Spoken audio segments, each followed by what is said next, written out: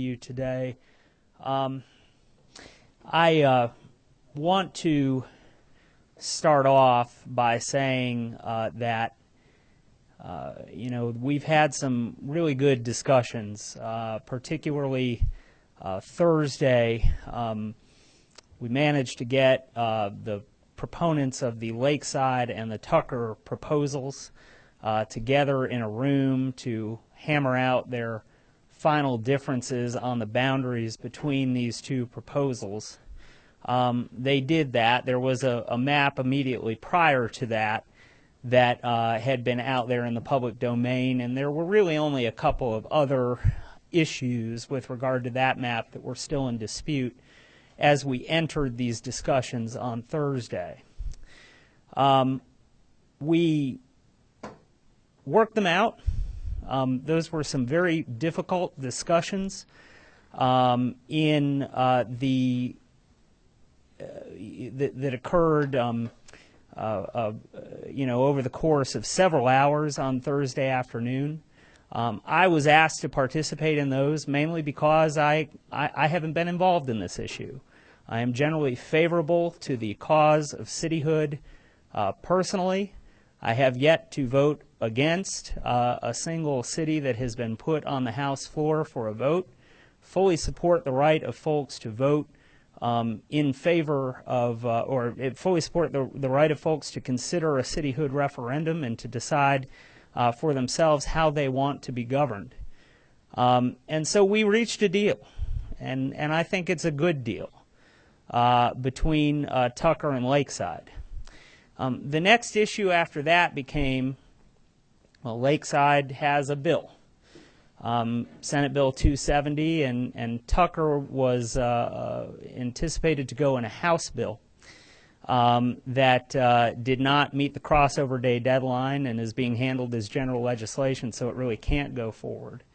And how do we then deal with that particular problem if this is all to move forward as a package deal?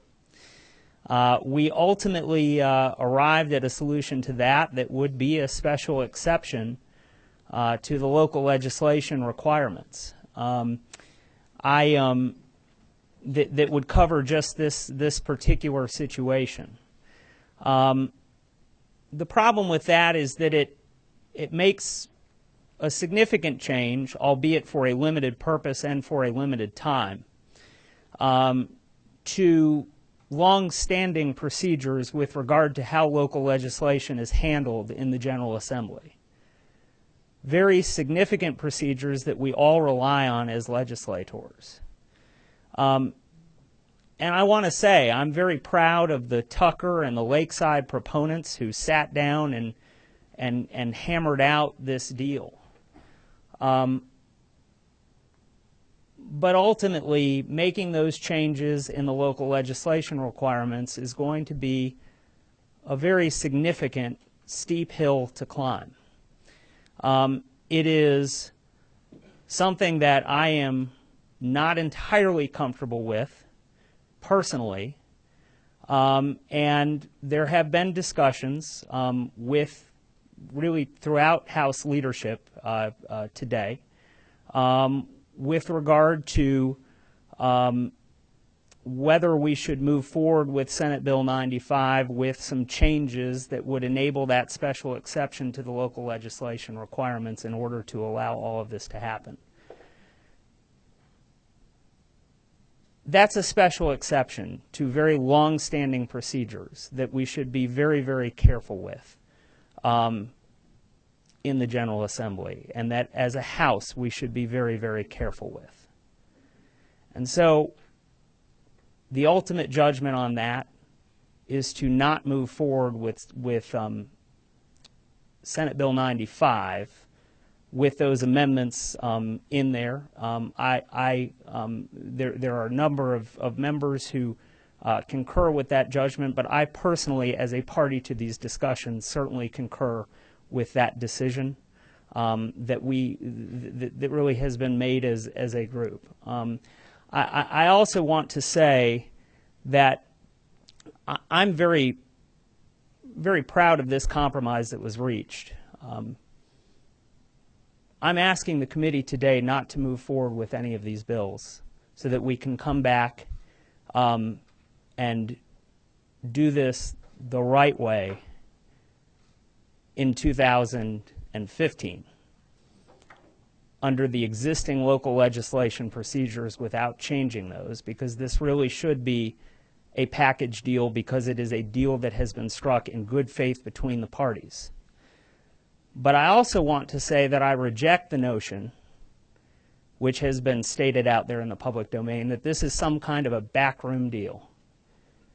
Because at the end of the day, I don't know how you get two parties to come to an agreement until you sit them down at a table and get them to talk over their differences in a room. And that's what happened on Thursday. I fully support this compromise between Tucker and Lakeside. I hope that it will continue forward in the future, but I do think that changing the local legislation procedures in order to make this deal move forward is too steep a hill to climb. I also think that it is probably not what we should be doing in order to make this happen. I would ask the committee to just hold on all of this for this year, so that we can come back next year and do this with two standalone bills under the existing local legislation procedures going forward. Thank you, Mr. Chairman. Any questions for Representative Jacobs? Mr. Fleming, Representative Fleming. So Lakeside has a bill in front of us right now, correct? That is correct. So could we pass that bill and then let Tucker do that bill next year? The committee could do that. But I will say this. Part of the deal struck Thursday in order to allow both of these proposals to move forward was that they would move together in tandem. Why is that necessary? I mean, Lakeside's going through the process. They've got a bill in front of us. Can't we just vote on their bill? I mean, if the borders aren't going to be affected by moving the Lakeside bill forward, what's going to stop us from moving the Tucker bill next year? Let me recognize Chairman Meadows to speak to that, sir. I was a part of that and that deal making Thursday afternoon, where we brought in the people that have represented Lakeside for who knows when, and the people who represented Tucker. So I don't feel bad one way or the other about the deal or the compromise they came up on lines. However, I will agree with Mr. Jacobs. Part of that deal is they would move in tandem to get through. And I will stick with that. They'll have to move in tandem. Y'all, the cold hard facts are you passed 95, it's got to come over there to the Rules Committee, and I've got all kind of legal counsel telling me I'm fixing to change the rules of this House, and I am not going to do that.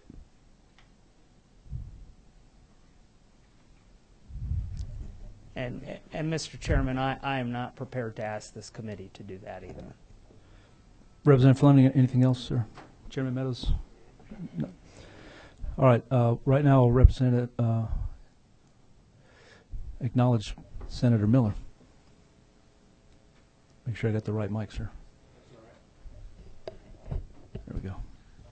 Since I was just told this, it's sort of I didn't come up with Senate Bill 95 or another bill to be utilized as a vehicle. I don't often quote the AJC, but last week I was quoted in the AJC, and I didn't think Tucker had the time to happen for them this year. But I will tell you this, the Lakeside people had 75 meetings. They followed the process. They have a bill. And what you're basically telling 70,000 people is they don't get the opportunity to vote this year. I'm on record. I will not bring this bill back next year. I appreciate particularly Representative Chairman Jacobs' work because what we basically did, by the way, the only change in the map from last week when this bill was tabled. The rest of the Pleasantdale precinct, maybe 7,000 homes or residences, went to Lakeside, and Executive Park went to Lakeside. That's the whole change. There wasn't anything dramatic. There wasn't anything overwhelming here. And I will tell you, it's very disappointing to me, and now I'll be partisan, as a Republican, when I can see the House pass the South Fulton bill in less than a week, which is not exactly a Republican stronghold. We got a lot of Republican voters out here this year. And, you know, the House has their rules, how they do business. Disappointment is probably an easy way for me to say it at this point, because I don't get it. I think Representative Fleming hit it on the head. These people followed the rules. Here's their bill. It's still sitting here. It's been sitting here. We've had buku hearings. We've had all of that. I think this is the fourth or fifth hearing, I think, at this particular point in time, probably. And they never even got a vote. And I'm not asking for a vote. I mean, I'm not going to take on the rules, Chairman. I appreciate his candor, and I always have appreciated his candor. Do I think this is wrong? Yeah, I think it's wrong. I think we have not been fair to these people. I also said I would support Tucker next year. Heck, I'm supporting South Fulton. I was going to ask for it in rules today in the Senate, when the other Democratic representatives wouldn't, who still have never voted for a city except for South Fulton, I might add. So, Mr. Chairman, I think at this point in time there's no point even having any further discussions. But I do think these people were not treated fairly. And unfortunately, if I was them, I would be very, very upset. And I doubt if you'll see them back here next year. I really do.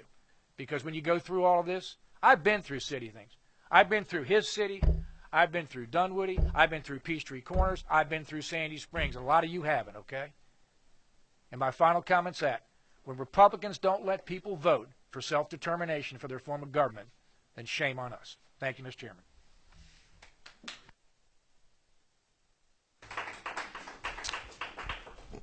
Any other comments from members of the committee?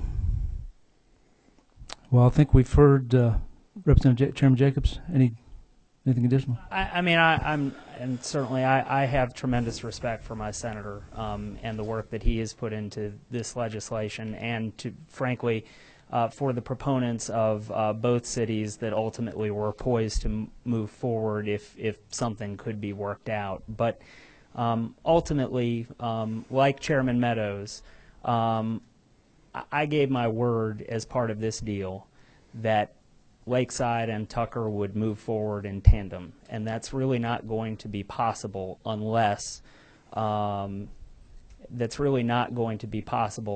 we make a significant change in the local legislation procedures. And so I've asked the committee, for that reason, I've asked the committee to do what we appear to be on the verge of doing, and certainly appreciate everybody's consideration and your time. Thank you, Chairman Jacobs.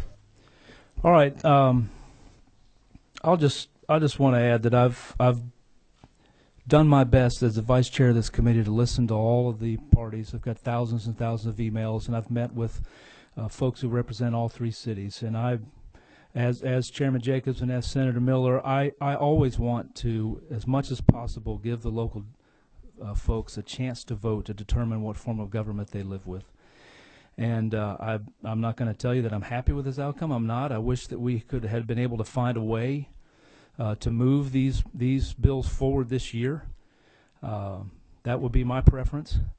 But as you've heard here, it is too risky, I believe, and I agree with Chairman Jacobs that the fix I think would cause more problems than it would solve, and I think that is the problem that we face right now. I can't tell you that I talked with Chairman Amy Carter. We have a rule that's our rule this year, and has been for a couple of years here in the Governmental Affairs Committee, that cityhood proposals must go through a 2-year process. That does not have to be the rule of this committee, and I have advised her, and she is very open to discussing it, and in fact I won't speak for her, but would look favorably upon waiving that rule, or even not even including that as a rule of this committee when we come back next year to rewrite the rules of this committee, to allow these two proposals to move forward in the traditional fashion next year, if that is what the what the people want to do. So at this time, I think that we have heard, and I would recommend this committee take Chairman Jacobs' recommendation and not move on any of these bills at this time. I guess we need a... Yes, sir. I'll make it Senator easy. Miller. I'll make it easy for you. You only have one bill. I'll withdraw it right now. All right. Yes, sir. Thank you, sir. Thank you. All right. With that being said, hearing no other comments, we will move to adjourn this meeting.